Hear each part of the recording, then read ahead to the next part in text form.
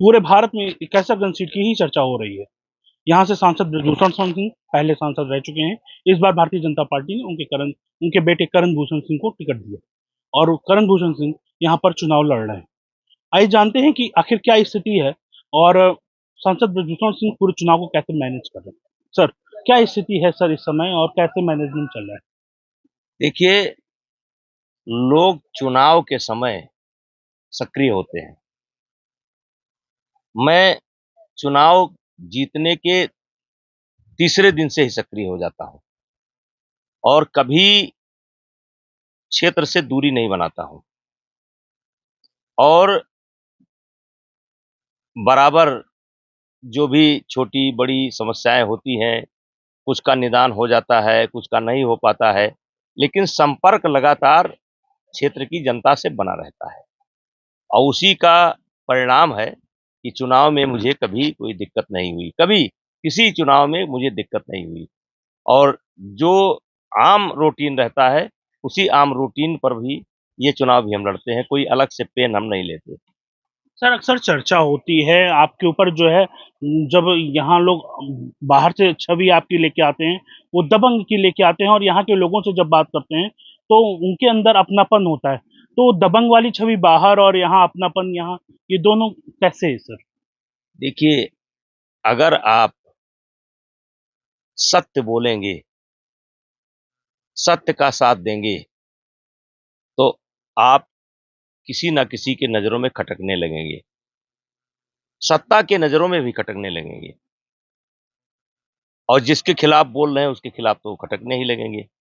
तो इसी को लेकर के कुछ लोग दबंग, कुछ लोग माफिया, कुछ लोग जिसको जो आ पाता है, जिसके जो मुँह में जो जो शब्द आता है, वो कहते रहते हैं। उससे मुझे कोई दिक्कत नहीं है। अक्सर चर्चा होती है सर कि पहला मुकदमा आपके खिलाफ अपना ही घर फूँकने का लगा था। अपना ही घर गिराने का, यही जस्ट बगल में हमने वहाँ पर अभी चाहे तो आप देख सकते हैं, ये तो बाद में बना है, जस्ट बगल में, जहाँ ये बैठे हैं हम, ये भी गिराया गया था, बगल में। पहले खनगा जहाँ जानवर रहते हैं, 64 में गिराया गया था, तब मेरी उम्र 7 साल की थी और 74 में फिर गिराया गया मेरा घर और वही पहला मुकदमा मेरे ऊपर है जिसमें 307 और सेवन क्रिमिनल एक्ट और कई धाराएँ लगी थी जिसमें हमारे पिताजी चूँकि हमारा घर गिराया जा रहा था, हम सामने बैठ कर के दलित समाज के दरवाजे पर बैठ कर के रो रहे थे, अपने घर को गिरने का तमाशा देख रहे थे। अब आप बताइए नवाबगंज थाने की दूरी यहाँ से 4 किलोमीटर है और 7 बजे मेरे घर पर हमला हो गया और 1 बजे पुलिस आई और पुलिस ने आकर के सबसे पहले हम लोगों को अरेस्ट किया और अरेस्ट ही नहीं किया, जेल भेज दिया। पहला मुकदमा मेरे जीवन का वही है। अब क्या कहें इसको?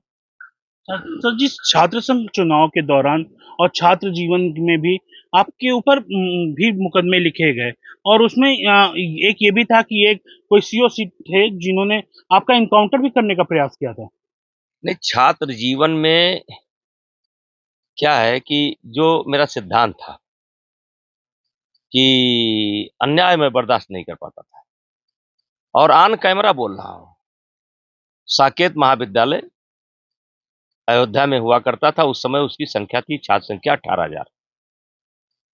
खुलेआम कुछ लड़के थे, कुछ गैंग थी, जो लड़कियों के साथ शरारत करती थी, बदतमीजी करती थी।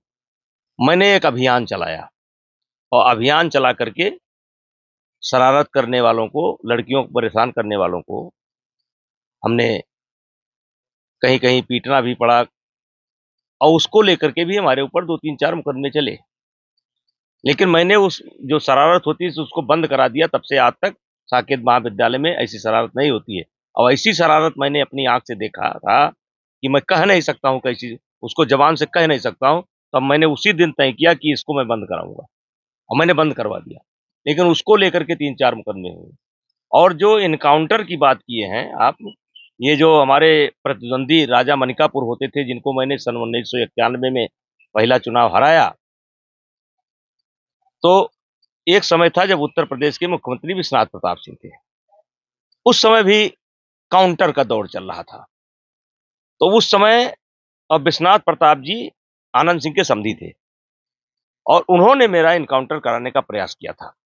अयोध्या पुल पर, अयोध्या जो आज रामपेड़ी बनी है, वहीं पर मेरे साथ घटना घटी थी और किसी तरीके से मैं जान बचा करके भगा और फिर दूसरे दिन सीओ साहब के यहाँ मैं पहुंचा, अकेले पहुंचा और मैंने उनसे कहा कि मेरी गलती बता दीजिए। सीओ का नाम था आरपी सिंह, जो अभी आईजी बनकर के रिटायर हुए हैं।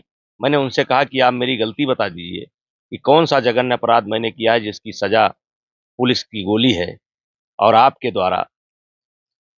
और वो फिर प्रभावित हुए, मेरी बात सुने, मुझको घुंघरी मटर की बनाकर खिलाए, चाय पिलाए और उन्होंने आश्वासन दिया कि जब तक मैं हूँ, तब तक ये घटना फैज़ाबाद के अंदर नहीं घटेगी।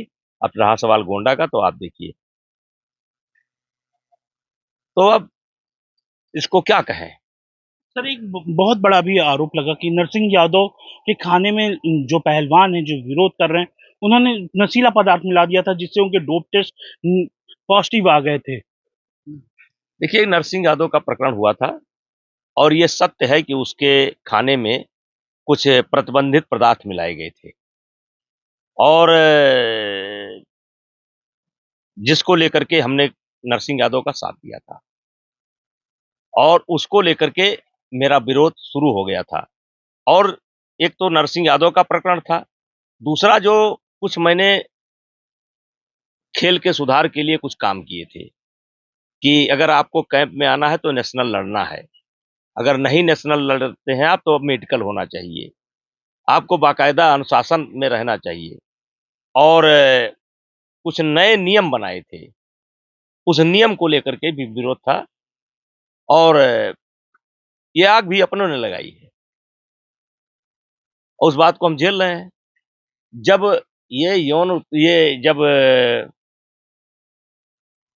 ये मेरे खिलाफ धरना 18 जनवरी को प्रारंभ हुआ था, तो शाम तक यौन उत्पीड़न नहीं था और शाम 4 बजे के बाद यौन उत्पीड़न आ गया। इन 4 महीना तक किसके साथ हुआ है, नहीं बता पाए। तो एक बहुत बढ़िया साजिश रच करके 4 महीना बाद एक नई एप्लीकेशन लेकर के आए और सुप्रीम कोर्ट के आदेश पर मुकदमा लिखा गया, जिसको मैं झेल रहा हूँ। संजय जी, करण जी के चुनाव को अब आप कैसे देख रहे हैं? कितना आपके बाद कितना असर पड़ेगा और अ, कितना मार्जिन समझ के चल रहे हैं? देखिए, करण के साथ भी एक संजोग देखिए कि हमारे हटने के बाद, कुश्ती संघ के से हटने के बाद करण भूषण सिंह को देश के लोग कुश्ती का अध्यक्ष बनाना चाहते थे, इसलिए कि हमारा परिवार पूरा कुश्ती से जुड़ा है और जब नेशनल होते थे तो करण भूषण सिंह सेवा करते थे, तो चाहते थे। तो इन्हीं पहलवानों ने विरोध किया कि उनके परिवार का नहीं होना चाहिए। हमारे किसी नेता का मेरे पास फ़ोन आया कि भाई ये विवाद समाप्त करो, अपने परिवार का नाम हटा लो। हमने हटा लिया।